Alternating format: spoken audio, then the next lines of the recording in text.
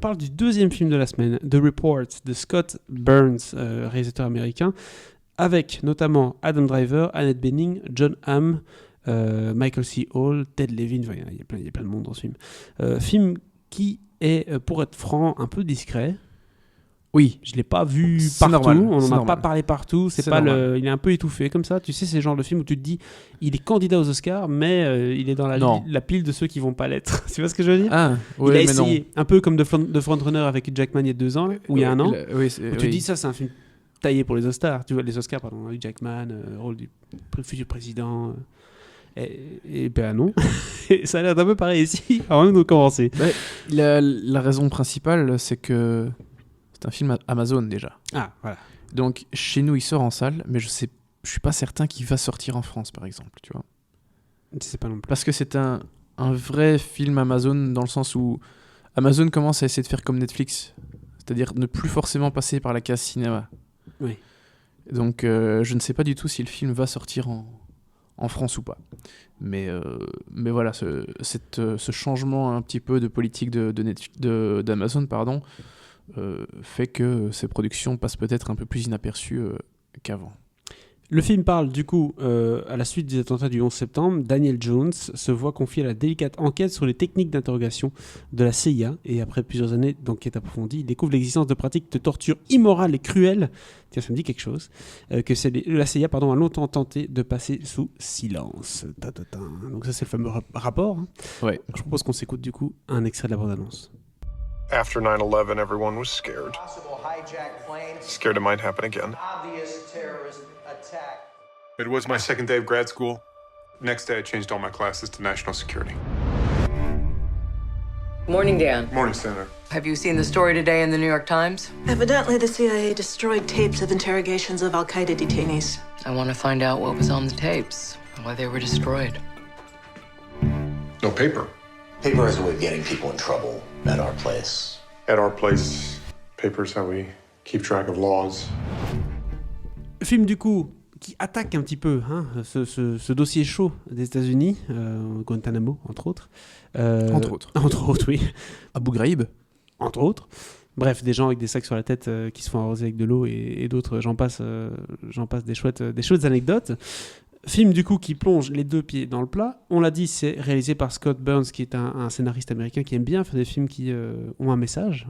C'est lui qui a écrit Laundromat, donc si on a vu Laundromat à la fin du film, on comprend qu'il y a un message. Qui est, je sais plus si on l'avait dit, mais il est sorti sur Netflix maintenant. Il est sorti depuis 2 semaines, oui, tout à fait.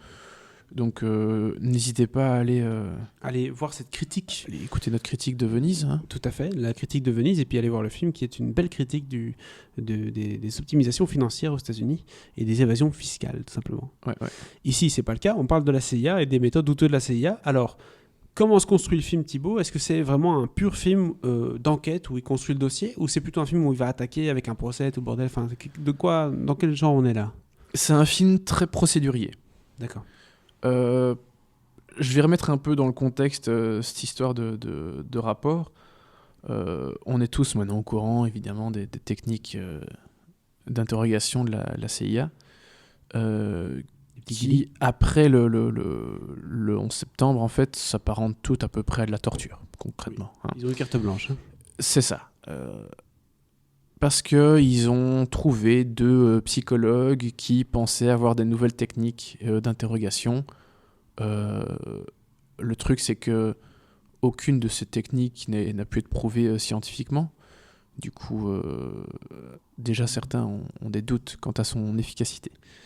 Et il y a donc une commission qui a été mise en place à la Chambre, au Congrès des États-Unis, qui, il y a un gars qui a passé des années de sa vie à faire un rapport complet sur l'historique de ces techniques, à partir de quel moment ça a commencé, qui a été interrogé de cette façon, où est-ce qu'ils étaient ces prisonniers, d'où ils venaient, quelles techniques ont été exécutées sur eux, quelles infos ont-ils donné suite à ces techniques, recouper ça avec les infos que eux avaient déjà, etc. etc. Oui. Donc le gars a en gros pondu un rapport de milliers de pages, voire je dis peut-être une connerie, dizaines de milliers, mais je C'est pense, bien en tout amusé, cas- quoi. je pense qu'on est à 4000 pages, un truc du style, Ouais. tu vois.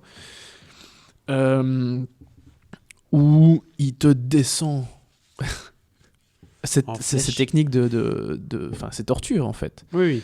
Je vais pas... Enfin, peut-on vraiment parler de spoil ? Oui et non. Mais ce qui est hyper intéressant, c'est de voir à quel point c'est une aberration, en fait, cette technique de torture. Oui. Parce qu'il y a un élément essentiel dans le film, c'est que la CIA avait fait un rapport interne pour justement essayer de tenter de savoir si c'était vraiment efficace comme technique. Leur conclusion interne est sans appel, c'est que non. C'est pas pour autant qu'ils ont arrêté. Hein. Oui, bien sûr. Voilà. Et donc le problème, évidemment, c'est ce qui rend la tâche très, très compliquée, c'est que certes, ce rapport interne existe, mais le publier, c'est c'est de la trahison. C'est un peu. Ça passe sous le espionnage acte, enfin tu vois, le tout bazar. Quoi. Tout à fait. Snowden, quoi. C'est exactement ça. Ok. Donc c'est très très compliqué. Globalement, je pense que la CIA s'en est tirée plutôt bien. Plutôt trop bien. On a un peu oublié cette histoire. Hein. Ouais, mais moi j'avais quasiment aucune connaissance du sujet, si ce n'est que c'est vrai qu'on parle de temps en temps dans nos journaux ou dans nos médias des techniques de torture. À l'époque, quand effectivement, ça, quand c'était sorti, très connu, surtout à cause d'Abu Ghraib, donc en Irak. C'était en Irak ou en Afghanistan ? Irak, je pense. sais plus, mais par contre, je sais qu'à l'époque où les dossiers sont sortis, on voyait quand même beaucoup au JT les images de ces fameux camps. Ouais.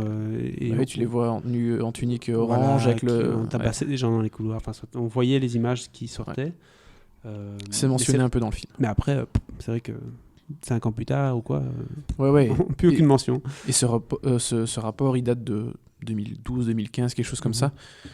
Le film en soi, c'est pas un grand film, c'est pas du grand cinéma, mais cette histoire est passionnante, quoi. Ah, c'est sûr qu'il y a un sujet.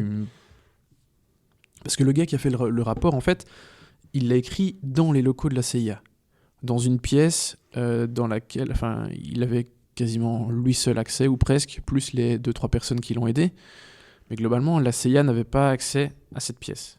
Et parce que sinon, c'est Même si, évidemment, en vrai, ils ont accès. C'est quand même dans leurs locaux, Oui, tu vois. ça. Donc, s'ils veulent vraiment y accéder, ils peuvent. Mais en théorie, ils ne pouvaient pas y accéder. Oui. C'est ça. Et le gars avait un accès à certaines choses de la CIA, mais pas tout. Donc, l'accès était contrôlé, limité. On ne se disait pas tout. Et je pense que c'était sur des machines qui n'avaient pas accès à Internet. Donc, c'est vraiment analyser les données de la CIA et rien d'autre. Ok. Malgré tout, il a pu faire son boulot. Et pas un petit boulot. Voilà, et le film raconte vraiment tout ça. C'est vraiment passionnant à suivre. Et c'est assez effarant parce que, à nouveau, tu as quelques noms.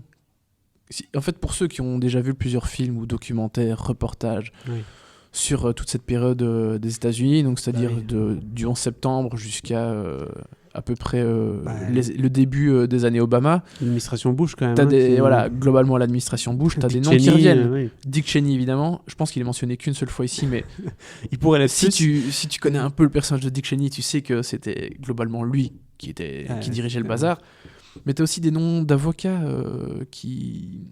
Je sais, il y a un avocat, je sais plus si on le voit, on en parle dans Vice, ou si c'est dans un autre reportage ou un autre film que j'ai vu sur le sujet, mais tu as des noms qui en tout cas me disaient quelque chose, parce que, voilà, je veux vraiment pas dire que je maîtrise le sujet, tu vois, mais... Ils ont parlé de Colin Powell. Je connais quelques trucs et... C'est pas Colin Powell. Ah bah bien sûr. Qui a dû Colin Powell, bien sûr. couvrir tout ça. Évidemment. Ah bah... Le pauvre. Évidemment. Il a dû aller défendre des trucs quasiment indéfendables. Ou avec en tout un cas, grand sourire. justifier des choses qui n'avaient pas lieu d'être. Donc, oui, tout ça est mentionné dans le film.